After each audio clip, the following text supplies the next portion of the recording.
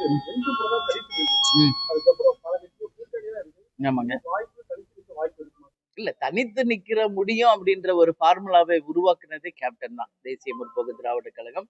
இதுவரைக்கும் தமிழ்நாட்டுல வேற எந்த கட்சியாவது தனிச்சு நின்னு இருக்காங்களா? இப்ப சகோதரர் சீமான் அவர்கள் நிக்கிறார்.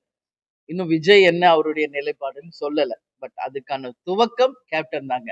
அதனால இனிமேல நாங்க தனியா நிக்கிறோமா இல்லையா என்பதை காலம் தான் பதில் சொல்லும்.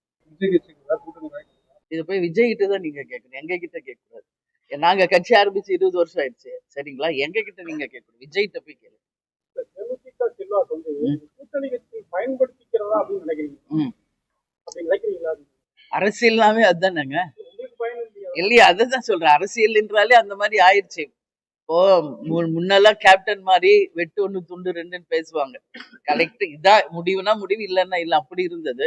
அம்மையார் ஜெயலலிதாவும் அதுதான், இது இருக்குன்னா இருக்கு, இல்லைன்னா இல்லைன்னு சொல்லுவாங்க. சோ அந்த மாதிரி இருந்ததுதான். இப்ப அரசியல் ஆதாயம் அப்படிங்கிறது வந்து தேர்தலை நோக்கி தான் வந்து இன்னைக்கு கட்சிகளும் சரி அரசியலும் நகருதுங்க.